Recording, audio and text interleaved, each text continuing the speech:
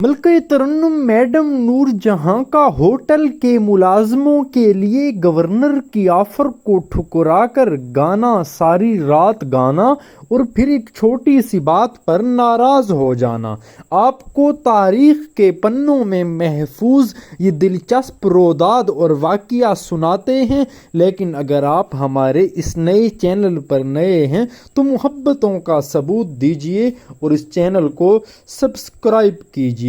Madam نور جہاں کی زندگی مختلف نشیب و فراز سے بھرپور رہی۔ وہ ایسی خاتون تھیں جن کا جو بھی دل کرتا وہ کر لیتیں، اور یہ کہا جاتا ہے کہ ایک مرتبہ مشرقی پاکستان سے ان کے ایک جاننے والے نے کہا کہ سکول فنڈ ریزنگ کی تقریب ہے، سفیان علی آفاقی صاحب آپ میڈم نور جہاں کو اس تقریب میں گانے کے لیے قائل کریں، جہاں وہ اپنی آواز کا جادو جگائیں، اور فلم سٹار نیلو کو بھی اگر لے آئیں تو وہ بھی تقریب میں رقص پیش کر لیں گی، سونے پہ سہاگا ہو جائے گا۔ لیکن شروع میں تو آفاقی صاحب نے انکار کیا، لیکن جب دوسری جانب اصرار جاری رہا تو انہیں اقرار کرنا پڑا، اور میڈم کو کہنے کی تو علی سفیان آفاقی کی ہمت نہ ہوئی، کیونکہ ان کے مزاج کا پتہ نہیں چلتا، پل میں تولا اور پل میں ماشا، اور اگر وہ ایک دفعہ انکار کر بھی دیں تو پھر ان سے اقرار کروانا تقریباً ناممکن ہو جاتا ہے۔ اسی لیے انہوں نے ڈائریکٹ کہنے کے بجائے اعجاز درانی، جو میڈم نور جہاں کے شوہر اور ان کی محبت تھے اور آفاقی صاحب کے بھی دوست تھے، تو پہل تو اعجاز درانی نے بھی انکار کیا، لیکن پھر اس کے بعد کسی نہ کسی طریقے انہوں نے میڈم سے بات کی اور انہیں قائل کر لیا۔ وہاں ڈھاکہ میں جس ہوٹل میں ٹھہرے تھے، میڈم کو ان کا کھانا بہت پسند آیا اور کہا اس چیف کک کو بلا کر لاؤ۔ وہ آیا تو میڈم نے اس کے کھانوں کی تعریف کی اور کچھ پیسے بھی دیے۔ بابا نے میڈم کو مائل بکرم دیکھ کر کہا، میڈم جی مجھے آپ کے گانے بہت پسند ہیں اور آپ کے گانے لائیو سننا میری بڑی حسرت ہے۔ تو میڈم مخاطب ہوئی کہ بھائی صاحب پھر آپ تقریب میں آ جائیے مجھے سننے کے لیے۔ تو وہ بزرگ بولا، میڈم جی ہم تو غریب لوگ ہیں، ہم کہاں اتنی بڑی بڑی تقریبات افورڈ کر سکتے ہیں۔ ناظرین، تو پھر میڈم نے کہا چلیے میں آپ اور ہوٹل کے سٹاف کے لیے کل رات گاؤں گی، آپ لوگ تیار رہیں۔ اگلے دن میڈم تقریب میں شرکت کے لیے آئی تھیں، اور جیسے ہی اس سے فری ہوئیں تو آفاقی کو ایک دوست نے کہا کہ گورنر ہاؤس میں غیر ملکی مہمان آئے ہیں۔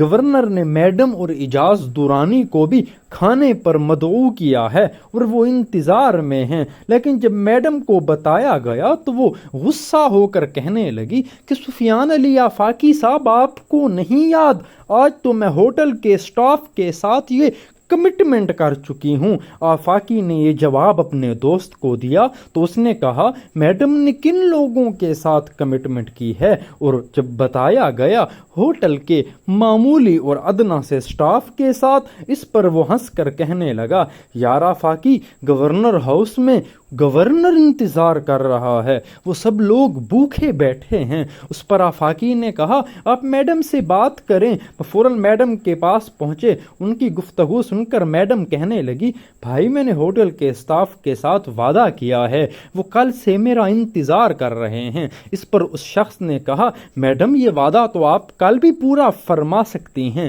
میڈم مسکرا کر کہنے لگی، یہ بات آپ اس لیے کہہ رہے ہو کہ وہ غریب لوگ ہیں، اسی لیے ان کے ساتھ کیے گئے میرے وعدے کی کوئی اہمیت نہیں، لیکن کیا تم مجھے اس بات کی گارنٹی دے سکتے ہو کہ کل کو کوئی اور تجھ سے بھی بڑا آدمی مجھے کال کر کے ان ہوٹل کے معمولی سے لوگوں کو گانا سنانے سے نہیں روکے گا؟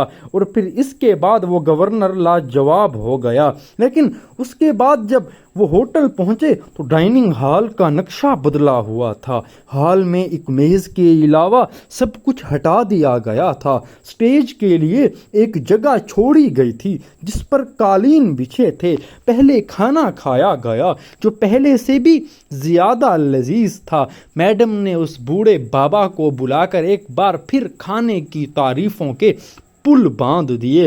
लेकिन खाने से फारिग होकर मैडम ने गाने के लिए स्टेज का रुख किया, जहां साज सजे हुए थे, फर्शी नशिस्त का बंदोबस्त था और मैडम नूरजहां का इंतज़ार। लेकिन मैडम को तो ये देखकर बहुत अच्छा भी लगा और फिर अचानक उसे हैरानी ने आन घेरा। जब वो स्टेज तक पहुंची तो चारों अतराफ से खुश लिबास लोग हाल में दाखिल हुए और देखते ही देखते सारी कुर्सियां भन गईं। चूंकि होटल के इंतज़ामिया को इल्म था कि मैडम आज स्टाफ के लिए गाएंगी, तो उन्होंने ढाका के कुछ अमीर लोगों के लिए और एलीट क्लास के लोगों को भी मदऊ कर लिया। लेकिन मैडम तो ये देखकर गज़बनाक हो गई कि कल मैंने स्टाफ के लिए गाने का वादा किया, ये शहर के मुअज़्ज़िज़ीन की फैमिलीज़ यहाँ क्या करने आ गईं, यहाँ उन्हें किसने बुलाया।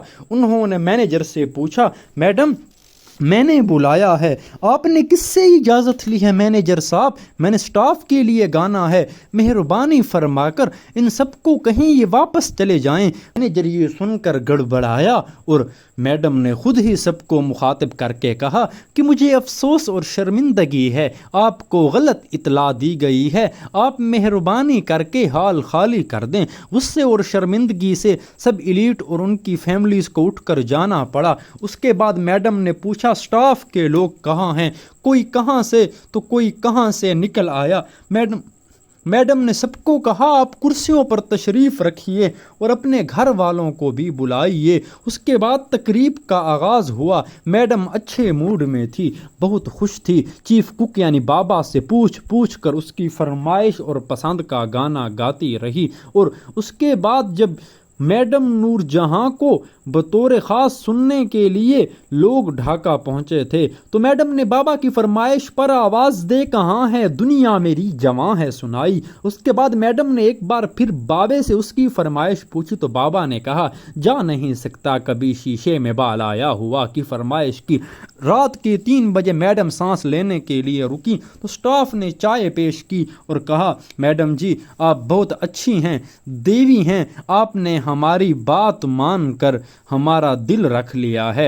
अगर आप मैडम नीलो से कहें कि कल वो मेहरबानी करें और डांस करें तो हम बहुत खुश होंगे। ये सुनना था कि मैडम के चेहरे का रंग बदल गया। मैडम ने गुस्से से चाय की प्याली ज़मीन पर पटक दी और गुस्से से उठ खड़ी हुई। साथ ही बर्तनों की ट्रे को भी एक ठोकर मारी और बाबा को मुखातिब करके कहने लगी, ये फरमाइश आप खुद नीलो से करें, मुझे सिफारिश करने की कोई ज़रूरत नहीं। ये कहा और गुस्से से रवाना हो गई। मैडम के लिए इससे बढ़कर तौहीन क्या हो सकती कि वो गा रही हों और लोगों का ध्यान किसी रक्स करती फनकारा की तरफ चला जाए।